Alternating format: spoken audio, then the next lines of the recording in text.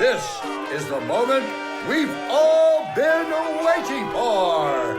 It's time! Presenting the champion of the world, Phil Wham Bam Benamino! Yo, yo, yo, it's your boy, it's Phil Wham Bam Benamino, and it's Wham Bam Wednesdays, man, and we're here at Wham Bam's podcast, talking about another show, the greatest show out there, talking about ordinary people doing extraordinary things. And let me tell you what, today we got an awesome show, but first, I gotta ask you, please give us a little bit of love. That's right. I put out the little heart out there. I need you to subscribe. Please go down there and subscribe. Hit the little alert button. It's a little bell to your right, and that's going to give you all the alerts, okay? And then make sure you like and you share it and you just tell everybody about it because it's free. It doesn't cost you anything.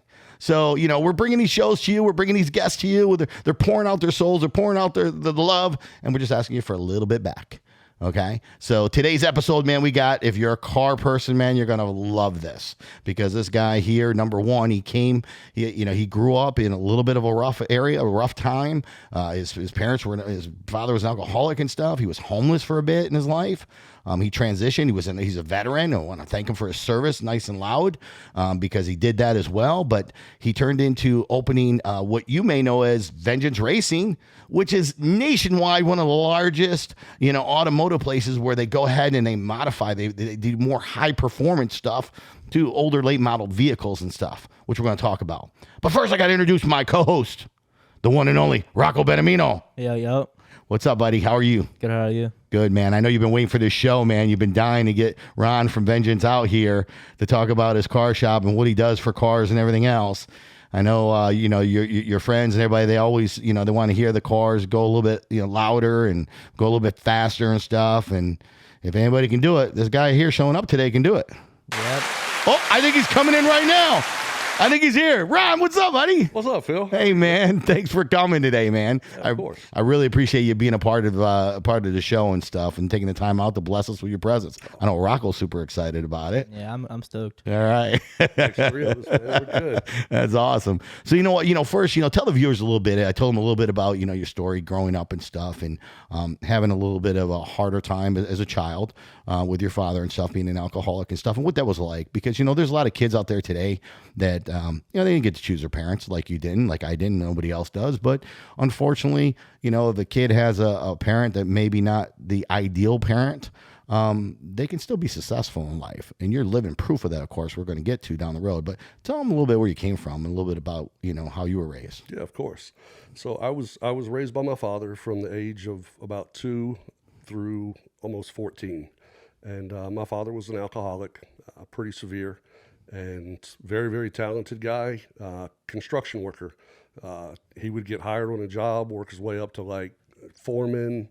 He could have owned his own company. Like very, very talented dude. Built apartment complexes. So he's a worker. He's a worker. Yeah. So he taught you how to work. Yeah. He showed you that. Yeah. Awesome. He did. Awesome. But he couldn't put the bottle down. Gotcha. And he would, drink on the job, get fired, whatever, and come home, be in the bars and whatnot. And just, he had a hard time paying the bills and providing a stable childhood. Now, that being said, having a hard time paying the bills and not having a stable childhood, did you move around a lot or something? Yeah. So we were evicted 2-3 times a year, oftentimes. Really? I would get off the school bus and our furniture would be sitting in the front yard. There'd be a sheriff holding my dog, putting it in a K9 vehicle, and I would have to come running and be like, hey, that's my dog. This is my stuff. And, we didn't have money for a hotel.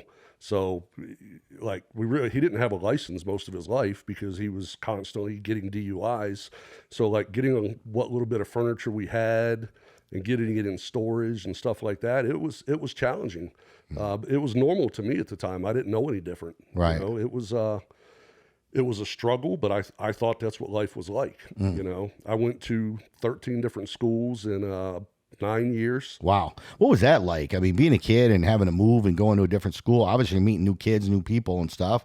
I mean, were they opening with open arms? I mean, was it kind of refreshing to you because you got a new start? I mean, did you feel like, hey, okay, maybe this is a chance that I got a new start here. I can get rid of, the old that just happened not knowing that obviously it was going to happen 12 other times. Yeah, no, kind of the opposite. It made me become sheltered. I was white trash. I was a trailer park kid. I used to steal my clothes from Walmart when I was little so I could have something to wear to school, and was constantly picked on. So when I showed up at a new school, I wasn't the cool kid people wanted to get to know. I was the kid they picked on and gave a hard time to, and I would either close up or, engage in some fights or, whatever. But that part of it was definitely not productive. Right. You know what? That must have been just super hard. And I mean, my heart's pouring out just thinking about what you had to go through, at a young age and stuff. When did things start turning for you? Like what happened? What was the changing moment? So, I was able to visit my mom through my youth and my grandmother. I was much closer to my grandmother as, when I was young.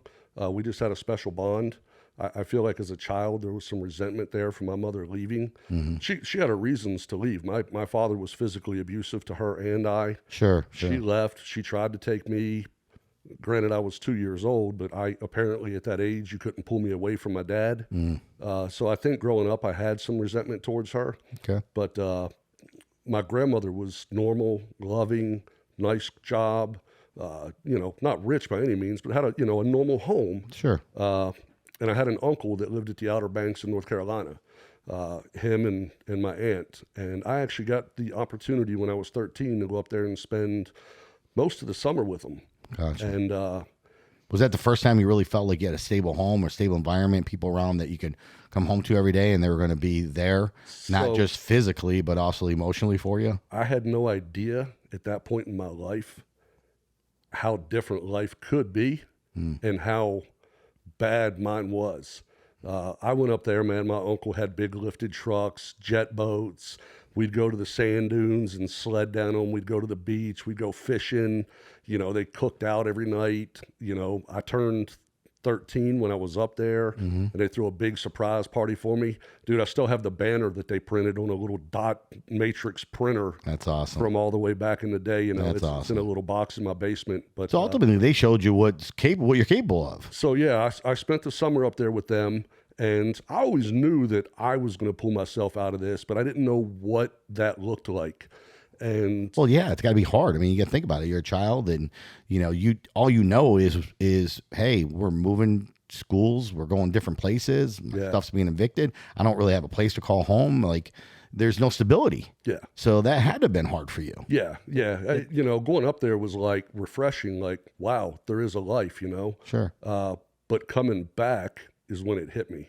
I got home and my dog that I had was gone from the trailer, and my dad was asleep on the couch, and he was drunk and didn't even really wake up to acknowledge I was home. And then when he finally did wake up, I asked him where my dog was at, and he's like, the landlord got some goats and said we couldn't have her, so I took her out in the woods and shot her.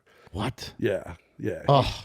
So over the next couple of weeks, man, I fell into a deep, deep depression. I would go up we were so broke that the payphones in my trailer park were a dime. Right. But I would go to the payphone and call my aunt and uncle and just start crying. Now I got to stop you right there, Ron, because a lot of people don't know what payphones are. Well, they're listening here. So you know what? I'm just telling you, viewers out there, we didn't have the iPhones back in the day and stuff. We didn't have pagers and stuff. There was payphones. You actually had to go to a phone that was plugged in somewhere, and you had to put money in it. And there was a little dial. There was a rotary. You went zip, put the number in, in hopes that somebody would. Hence payphone. I mean, it says payphone. Right. Exactly. Sure people can. Exactly, I guess but people don't know that. A little here. Yeah, people don't know that, and stuff. So, but go on from that point. So yeah, I reached out to my aunt and uncle and my grandma, and it just wasn't really working for me. I wasn't going to make it after I had seen that difference, and my grandmother offered to take me in, and I went and lived with her, and actually made it all the way through high school with her. Nice. Got to move in. I went to the same high school for 4 years, had somewhat of a normal life at that point. I was still, I think I had a lot of insecurity issues and stuff that I needed to conquer, but I was able to have my teenage years be fairly normal and see the other side of life. I saw both sides and knew where I wanted to go. Now, I know from that point on, and you mentioned, first of all, I want to thank you for the service. You actually went to service. You joined the Army, if I'm not mistaken, right? I did, yeah. You did? So is that really the transition? Tell us about that and like what that was for and the experience that you had doing that. So I knew that I had ADHD, in high school. I took some tests, and I knew college really wasn't my thing. I couldn't sit behind a desk and listen without drifting off into outer space. And I don't really think that I was going to have a means to go to college. My grandmother, she was older, she had done her part, and I couldn't lean on her for something like that, especially if I was going to mess it up. I had taken ROTC while I was in high school, and I'm like, I like this. I like the discipline. It doesn't affect me because what I went through was way more intense as far as any physical abuse or screaming and yelling. So, to go in the military and have a drill sergeant in your face or whatever wasn't going to faze me in the least. But I enjoyed the discipline, the structure, and all that. And I said, when I get out of high school, I'm going to do the military thing. And initially, I was going to go Marine Corps. Everybody's got the ego. They want to be a Marine and all that. Yeah. But I had taken Army ROTC in high school. And, when it came time to really look into it, the Army offered me a pay grade above the Marine Corps for the ROTC. And I'm like, money conquers ego. Right. I'm going in the Army. So you're in the Army now. How long did you serve? So I was in for 4 years. 4 years, okay. Yeah, I went in and did, I wanted to be more than just regular Army. I always have wanted to excel and be more. I think after 10 years of therapy, they tell me it's because of what I went through as a child. I'm constantly trying to prove myself and take things to the next level. But I went in and had a guaranteed airborne contract, and I was out. We were actually in basic training, and I shot like expert on marksmanship, and they had a Ranger recruiter come by. I didn't really know what a Ranger was at that point. And I watched the little video and listened to his spiel, and literally in my head, I'm like, there's no way I'll make this. I won't graduate and do this, but I'm signing up anyway. If nothing else, for the next 6 months, I can tell people I'm going to the 75th Ranger Regiment. And I signed up, went through basic, my advanced training, went to airborne school, and then ultimately landed at the Ranger Indoctrination Program at the 75th Ranger Regiment. Went through that. It was a different Army, for sure, but that's where I called home, and I loved that place. So, you're in the Army and stuff. Finally you have a lot of, normalcy going on in your life, right? Stability, I should say. 4 years are done. What was your goal? Like how did the cars come about? So my plan was I was going to stay in the military and make a career out of it. And I'm an emotionally driven person. I took a lot of pride in the black beret that we wore, and a lot of people died for that black beret. And there was a point where General Shinseki was given a briefing in front of numerous companies. And when you look at the regular Army, and then you look at a group of spec op guys, Rangers, Special Forces, whatever, they stand different. They got a level of pride, a level of physical discipline, and they just appear like warriors. And Shinseki decided that that black beret was what made them look like that, and he was going to give it to the entire Army. I wasn't a fan, and I said, you know what? I'm up for re-enlistment. I don't like stuff like this, and it's time for me to check out. Gotcha. So I left the military. I explored law enforcement. I actually got accepted to U.S. Border Patrol and Florida State Patrol. They were both my primary picks. As I explored them, I realized I'm just not a person that's politically correct. I'm not a corporate type person, and I just want to do my own thing. So I funny enough, I had a 97 Mustang Cobra convertible. Now I'm Mr. GM, and I had a 97 Cobra convertible, and I was driving through Atlanta, and a red Camaro SS comes up beside me, and we wound up, messing around a little bit, and he put bus links on me.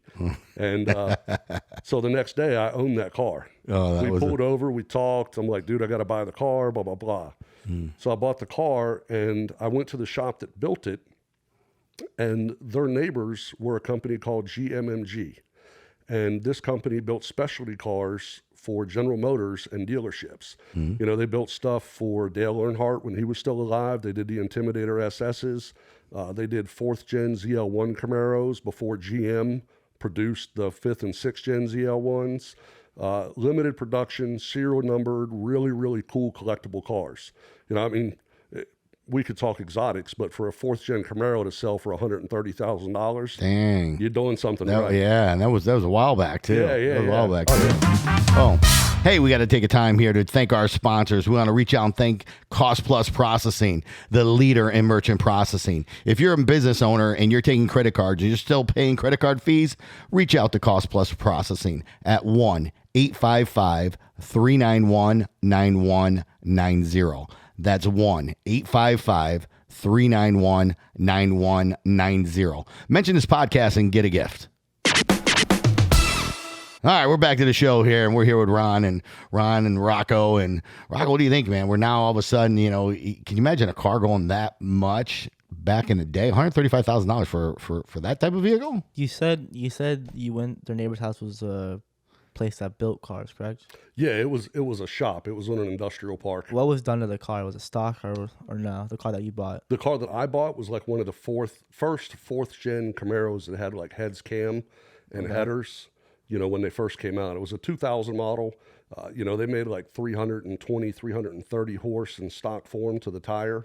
And this one put down right at 400 wheel with those mods. And when you line up beside a Mustang Cobra dual overhead cam that makes about 310 to the wheels, it was ugly. For sure. So, you know what? So now you purchased this car, you got the car and stuff. Well, what are you going to do, though? So, you know, I go to that shop to just say, hey, you know, I just bought this car. You guys did killer work. I want to do more stuff to it.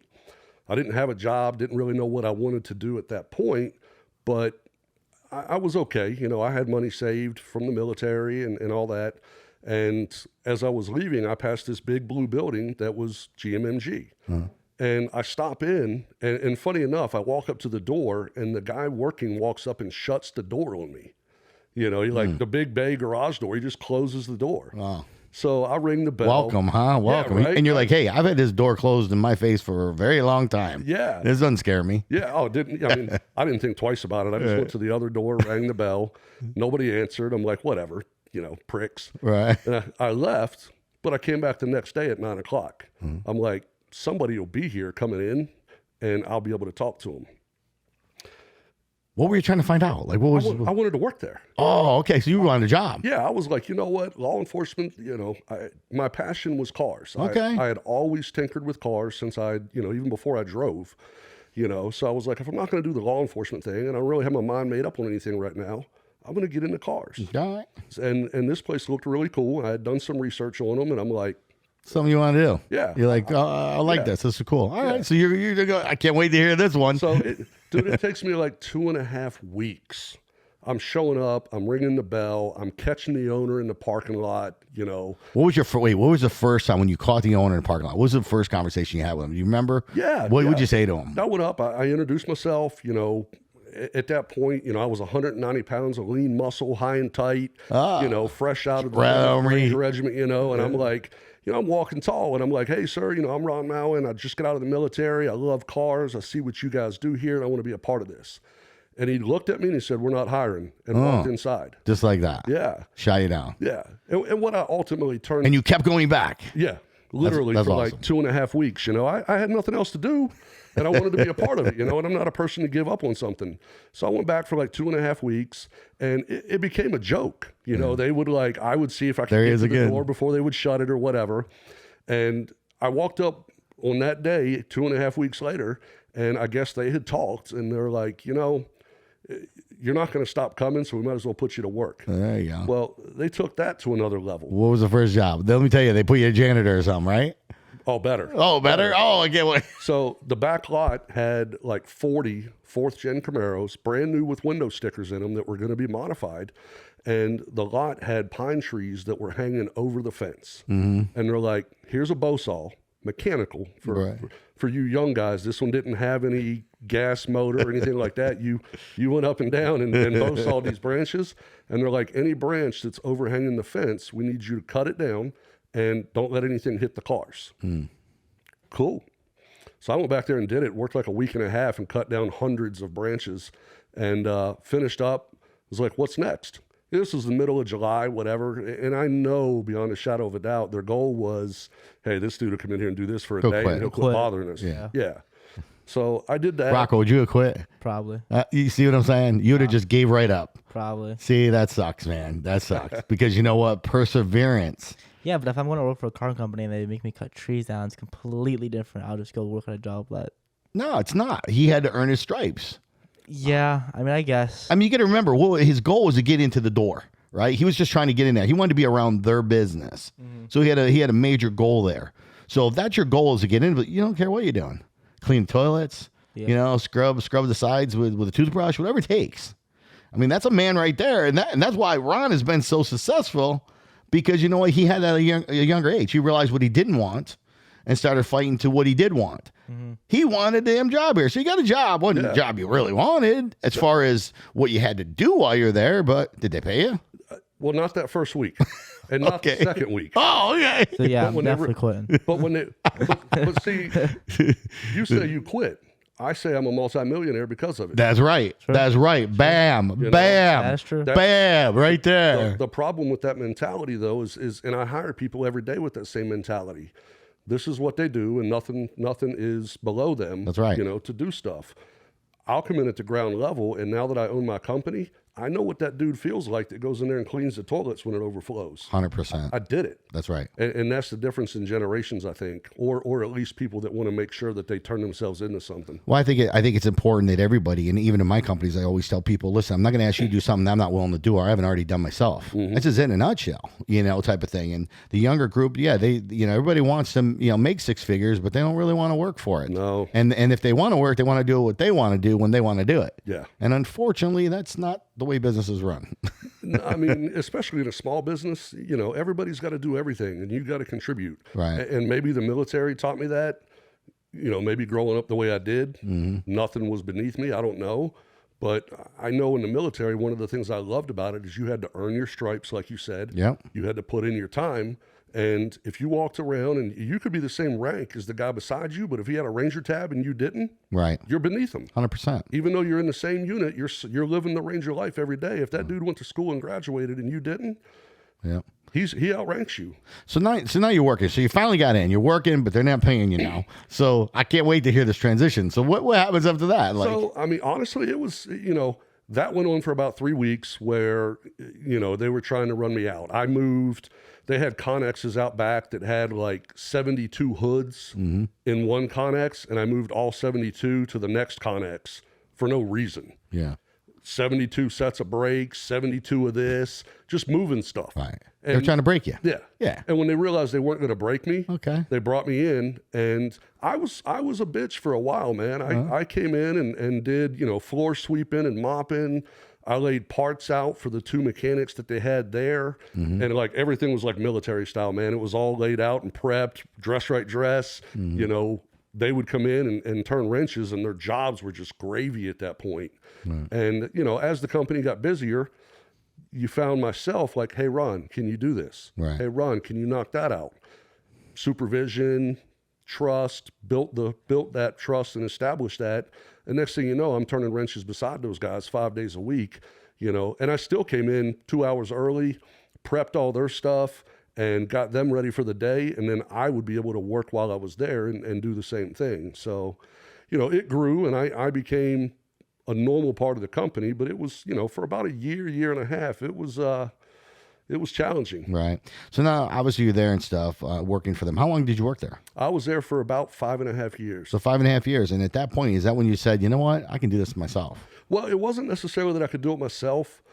What happened was that particular company, the owner only wanted to focus on fourth generation Camaros. And he was a Camaro dude. I get it. That was his thing. But it was 05. And Camaros hadn't been built since 02. We're running out of work. Right. And what had happened while we were there is myself and some of the other guys had established this huge reputation in the community of, hey, maybe Ron could work on your car. Maybe Ron could do this or Mike could do that. Stuff like that, where they wanted us to modify their cars, but we couldn't because we weren't open to the public. Gotcha. So we had this huge demand of an instant customer base, but we were with a company that was dying.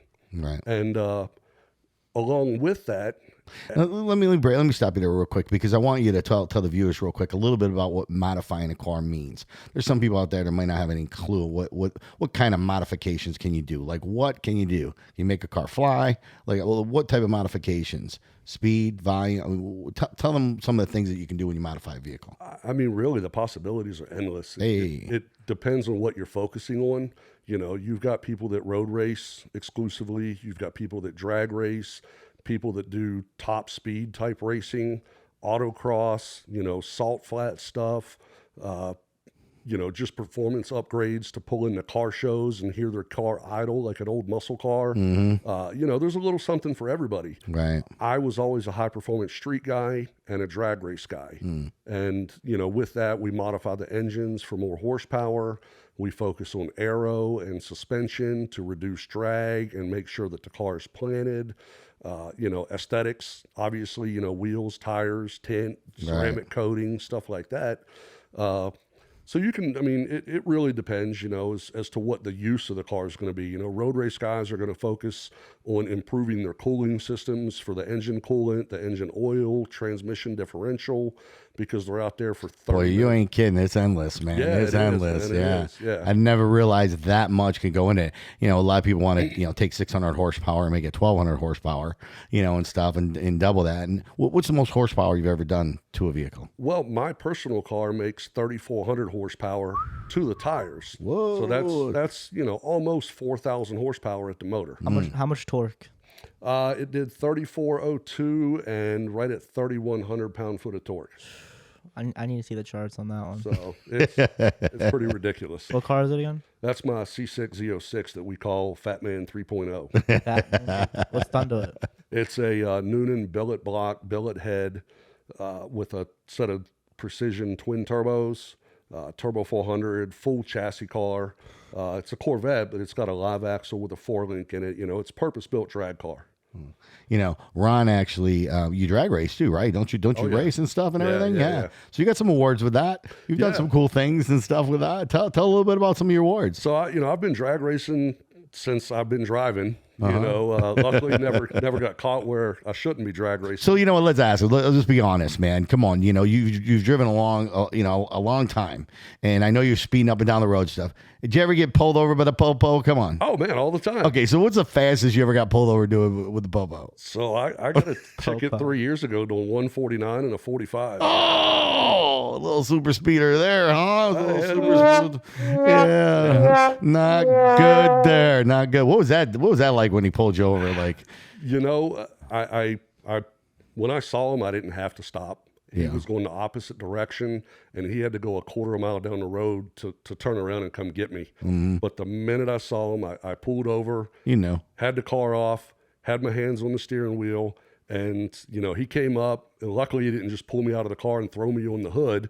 But you know, he asked me what I was doing, and I explained that I owned, you know, a performance company, and that I was trying to test this vehicle before I sent it back to New Jersey to the customer. And then I had a tool in my facility that I usually do that with, but the tool was broken, and the transporter was here. I know I'm wrong. You know, how was he? Was he cool with you? You know, he was as cool as he could be for a guy that just got doing over 100 over the speed limit. Yeah, you could have killed somebody. I drove away. Yeah. You know, I got a written ticket for the speed, but he didn't impound the car and he didn't take me to jail, and I own it. You know, I was doing what I was doing, so I had to take it on the chin. Do you remember what car it was? It was a CTSV of all things. God. Yeah, Gen 2 no. CTSV 4-door sedan that we had making about 900 horsepower. Holy. And it was one of those things, man. The guy was going to road course it up north, and those cars usually have an issue with the 4-5 shift flaring a little bit, and I needed to confirm that car was going to shift properly, you know. Now listen, to all the viewers out there and the kids especially and stuff, keep in mind, the cars that he's building them to go fast are to go fast on tracks. Yeah. You know, they're tracked. Yeah. You know, and stuff where it's safe. You know, and you're not supposed to be doing this up and down the road. Come on. No, it was an irresponsible moment for me for sure, but it's the only ticket I've had in, I think, 17 years. Well, you did the right thing. You pulled over, and you had a reason. You had a legitimate reason at that point and stuff. But I just want to make sure nobody goes out there and says, "Oh, you know what? I'm going to go try and get my car to 140 right now." No, definitely not condoning it, and don't make a habit of it at all. So that's right. So listen, obviously you're working here. You know, you started Vengeance Racing. Talk about that. Let's talk about the transition where you said, "You know what? It's time. I'm going to open up Vengeance Racing, and I'm going to do this myself." And where you've grown, and I think you've been doing how many years now? 17 years. 17 years. Yeah. So you know what? You're doing something right. Yeah. You know what I mean? So let's talk about that transition. What that was like. So while I was at GMMG, we couldn't work on really our own cars, and we couldn't work on other people's cars. So I had to go be a customer to other speed shops. And I dealt with numerous shops in the local area. I even reached out to shops in Louisiana, in Texas, and my experiences with them were just lackluster. You know, the guy that owned the place was the technician who wrenched on your car or built your motor. Mm-hmm. You had to go down a dirt road to get to a shop in your $40,000 car. You know, you couldn't get a hold of them to get updates. You didn't always get the parts you paid for. You know, whenever you would go in and do a build quote with the guy, you pick up your car and half the stuff's not there, but you paid for it. You know, and I was like, coupled with the fact that GMMG was kind of on the edge of the fourth gen Camaro, and my experiences with other shops, it just came to me that I'm like, I can do this better. Mm-hmm. You know, I've got an instant following of people. I've got all the experience that I need. I've got the drive. Right. And if I just opened a shop, ran it legitimately, and treated these people fairly, and the guy I was having a conversation with replied, he said, we could shut these people down with a vengeance. Mm-hmm. And that's kind of where the name came from. You know, we called it Vengeance Racing. Nice. But my goal was to create a business environment within the high performance industry that gave you an experience along with the performance. You know, I wanted you to have customer service. I wanted you to have follow-up. I wanted to be able to back up the work that we did so that, you know, we could build a solid reputation. I wanted transparency with my customers, you know, right. And I wanted to build high quality cars. I didn't want to build cookie cutter stuff, you know. So we started off small. 17 years later, I'm in the same building we started in. Mm-hmm. But when we started, we had about 350 square foot, right. Just enough for one lift and a toolbox. And now I own all 12,250 square feet, and I'm about to do another 9,000 square foot expansion on the property. That's all. That's it, baby. Big growth, big growth. I love it. I love it. You know what? It's awesome to understand a little bit about your business, about what you do and stuff. But most importantly, there are a lot of scams out there in your industry. They're like people that bring their cars to places and stuff, and they get overcharged and they get under-promised. You know, they're going to get this, they're going to get this done, and it doesn't get done, or it doesn't get done right, and it breaks. And, you know, there is a lot of horror stories and stuff.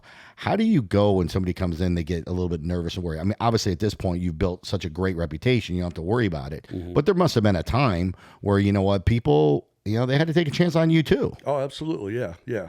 And you know, what I've done, number one, is surround myself with greatness. I challenge myself every day to be the dumbest person in the room.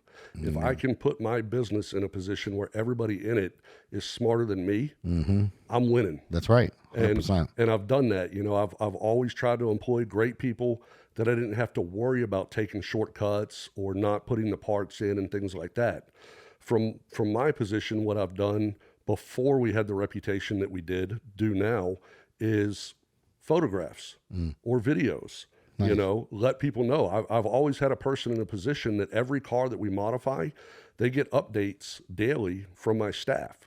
And it includes pictures and technical information. That's awesome. As to what was done that day. So technology's changed a little bit, huh? In 17 years too? Oh yeah. I mean, it's way easier these days, you know. Back in the day, it was a little $99 Sony digital camera, and you had to upload the pics and then put them in, you know, whatever drive, and then email the customer. Right. It's a lot easier and automated now.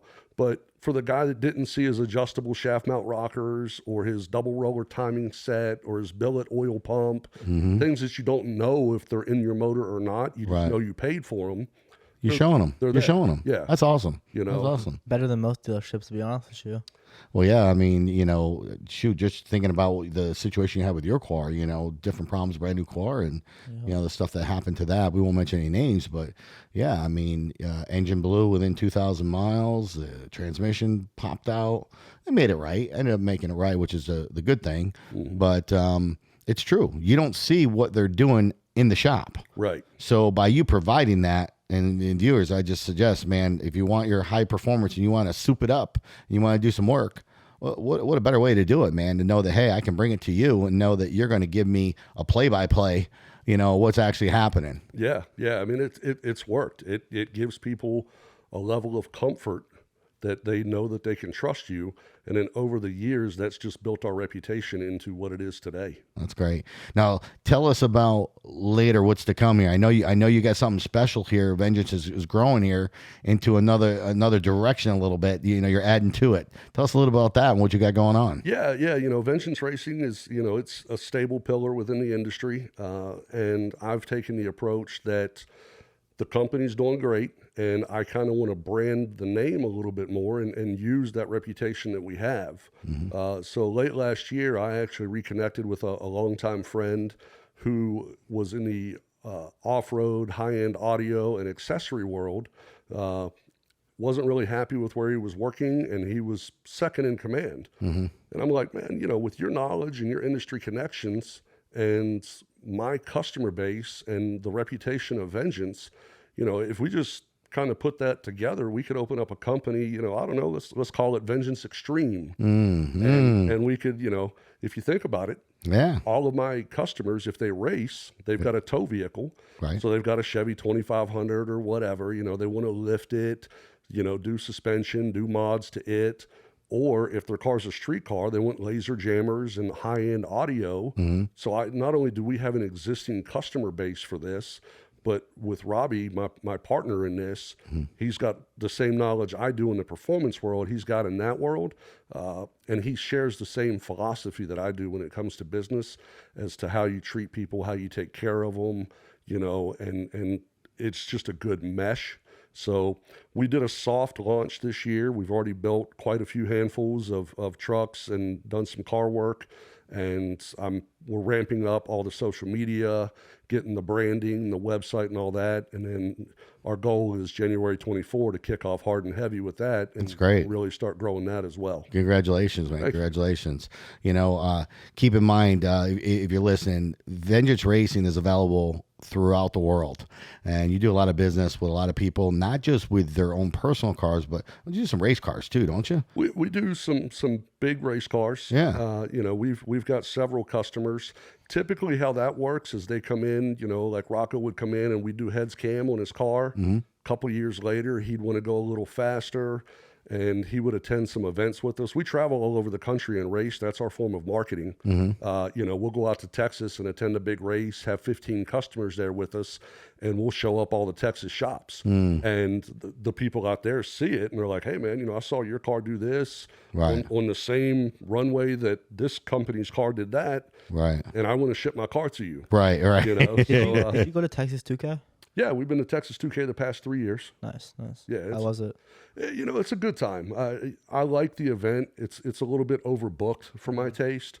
When you travel 14, 15 hours and get to a place where you get to make 3, 4, 5 runs in a week, it's challenging from a business owner perspective. Yeah. But it's to be at 2K and say you're there and a part of it, that's got its own kudos. What's the craziest car you saw there? I didn't see anything there that doesn't roll out of my shop. I knew that was coming. I was waiting for that, Ron. I mean, that's right. We've got a guy named Ned. I'll keep his last name off the air. Yeah. But he's got an orange Viper that makes 3,000 horsepower. And, Jay Clegg, my shop foreman and business partner, built it from the ground up when it was a little baby street car. And, Ned will go out there and do wheelies halfway down the track.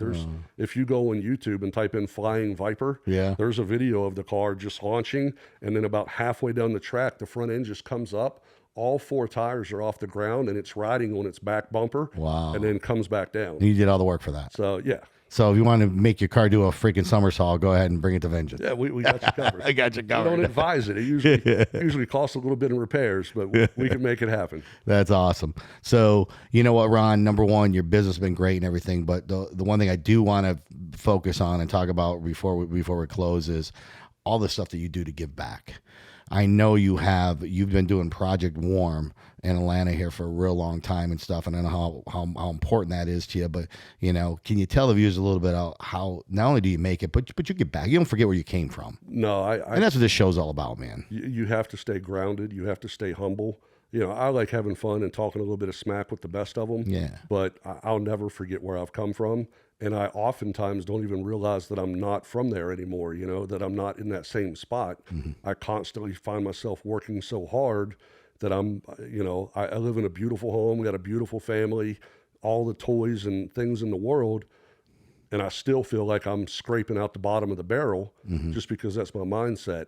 But no, Project Warm Up Atlanta was formed 8 years ago, I believe. We were sitting around the Thanksgiving table and we were all finished eating. And I've got 3 boys and Misty, and big shout out to Misty too. Is she racing as well? She's racing, man. She's racing as well, man. That's awesome. My car took a couple of years to finish, and I'm like, while I'm going to these races and standing around, I put her in a car. No, you put her in a car and you next to her and you're racing her. Who's gonna win? I'll go ahead and say it out loud because she knows it too, but she don't stand a chance against what I've built. Okay. Well, you just got to build her something better then. So, no, Daddy's car's back to running, and she's staying where she's at. Her car's a street car. The car runs bottom eights at 170 miles an hour. It's a Cadillac, 4,000 pounds. Yeah. And she drives the wheels off of it. That's awesome. So, What is it? CTSV coupe. Oh, yeah. Yeah. I like the coupe. And then my oldest son's got a 19 ZL1 1LE that makes like 940 wheel. Is he racing his too? He rolling is, it? yeah. Is it? Yeah. So you got them all doing. You got the whole family thing. Yeah. That's awesome. Got everybody racing. It is awesome until they break and they look at Dad to fix it. Yeah. You know? That's right. But, that's an expensive fix. It is. Yeah, and it takes money away from my car. So. That's right. So go back into the Project War. So you're sitting around the Thanksgiving table. Yeah, so we're sitting at the dinner table. We're finished eating, and I'm just looking at the food. And I'm also kind of looking at my kids a little, and I'm like, you guys have never seen what I've seen, you know? And we had a ton of food left. I'm like, let's plate this up and go find some people that need it. Mm-hmm. And, Misty jumped on it. She's from a background like mine, Right. And at first we drove around Cumming for an hour and a half, 2 hours, walked through the woods and, where homeless people were known to be. Mm-hmm. Couldn't find anything, man. Right. I think I gave 1 plate of food away in like 2 hours. Mm-hmm. So I said, I'm not going to let this food go to waste, and we're on a mission. So we went down to downtown Atlanta, and it was later in the afternoon at that point, and we had like 12 or 13 plates of food, and we thought we were going to do something good for people. Even took a microwave. The cars these days, you got a little 110 outlet in them. Right. So we took a microwave down, and we were going to warm this food up and give them to people. And what we found out was everybody was full, man. Yeah. Everybody and their mother goes down there and passes out food. They need the food for Thanksgiving, and they were coming up to me and they're like, thanks, I don't really need that. Do you have a coat or a blanket or a sleeping bag? Right. And we wound up getting rid of the food, but people were asking us for all these specific items. And I'm like, I tell you what, give me an hour. And we left. We were in the parking lot and we had, 30, 40 homeless people around us. Right. And we went to the local Walmart and cleared their shelves of coats, comforters, sleeping bags, everything that we could find and fit in this truck. And we went back, and man, you would have thought they unloaded the gates to the federal bank. That's awesome. And, we made a lot of people really, really happy that day. People don't realize that. People don't understand what it's like to freeze, what it's like to not have something to put around you. What it's like. It's one thing, food, right? Like you said, people go in the trash cans, they'll find food. Yeah. But to find cover. Yeah. Especially when it's raining or it's cold, it's wintertime. Thanksgiving, it's got to be cold. Oh, yeah, it is. So I can only imagine. Yeah. So, my biggest thing about going down there, though, is everybody looks at the homeless population as a problem. Homeless people shouldn't be around this, or they shouldn't be in the parks. They should just disappear. They're crazies. They're drug addicts. I can tell you as a child, I wasn't a drug addict and I wasn't crazy. And I slept in a street. several times. Right. You know, and I've met people down there every year with stories of somebody like you, man, that had the world and fell flat on their face and landed on the streets of Atlanta, and they don't know how to get back up. That's right. And they're normal people. Yep. Don't get me wrong, man. It's just like anywhere. You got riffraff, you got druggies, you got everything. Right. But I can find that at Target locally, you know. Well, you know what? It was funny because you know, about a year ago, I remember bringing Rocco down there. You probably remember going down there, Rock. What it was like, and you know, I exposed my kids to that too, and utilized you and trying to be a part of that and stuff. And you know, we met some cool people. Yeah. You know, and they're just that. They're people. Yeah, man. They're real. Yeah. And they have real problems. And you're right. They're not all druggies. They're not all crackheads. It's not all about that. Some people just had some bad luck. Yeah. And again, like I said, you didn't get to choose your parents. Some people were out on the street since they were a kid because their parents just left them. Yep. They didn't have nowhere else to go. If they're not adopted, somebody doesn't pick them up, you know, then what do? They're living on the street and stuff. So it's unfortunate that, you know, sometimes people have that stigma that, like you said, you know, they see somebody on the street and the homeless is a problem. It is a problem. It's a problem, you know, that the world has, but it doesn't, we as people that can help that problem, you know, go away to many. And you've done a phenomenal job being able to provide, because each year it keeps growing and growing and growing and stuff. And the amount of sleeping bags and the coats and the jackets and the donations and everything. I mean, I know you brought a semi there, I think, last year, didn't you? At this point, we're going down. I've got a 40-foot enclosed gooseneck trailer that was gifted to me to do this. But no, it's to people like you who've contributed, Nathan who gave me the gooseneck, the volunteers that come and donate and organize. It's what I said earlier, man. I surround myself with greatness, and people want to be a part of the things that we do because of that. You know, that to me, that's one of the reasons Vengeance is so successful, is the customer base that we've established. Yeah. We got customers that are just so loyal to us that it just makes doing business that much easier. Well, Ron, let me redress that. They're loyal to you because you earned it.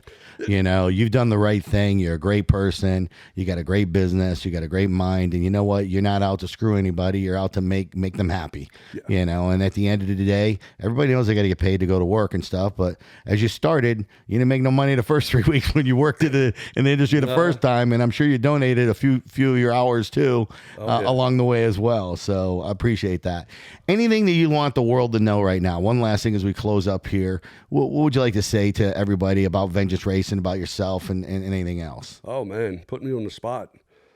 You know, if you're looking to modify a car, you know, or have work done, I tell people you don't have to choose us, but I do encourage you to go out and do your homework, look at various shops and see what is a fit for you, and don't be fooled by the social media reputations. You know, go meet people, go establish a relationship with them and see if you feel comfortable giving your money to that person, whether it's me or another shop. Just make sure that you build a relationship with them and work with that person and make sure you're taken care of. That's awesome. That's great advice. Thanks so much for being with us. And folks, there you have it, man.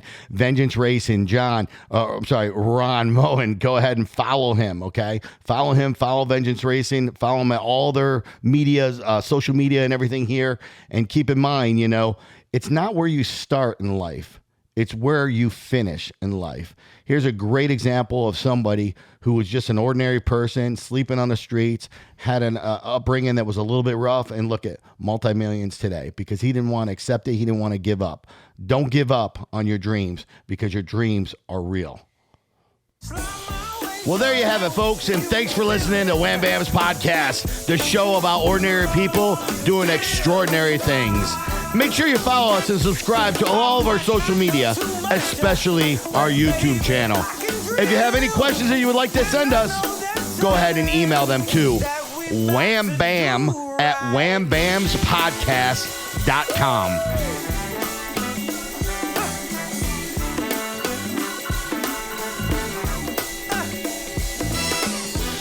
Now remember, folks, you got one life to live, so make it epic. You got to ask yourself, if your life was a movie, would it be worth watching? Now go be extraordinary and just stop being ordinary. I can't wait to see you again next Wednesday on Wham Bam's podcast. And as always, stay positive and keep testing negative. This is your boy Wham Bam, and I'm out.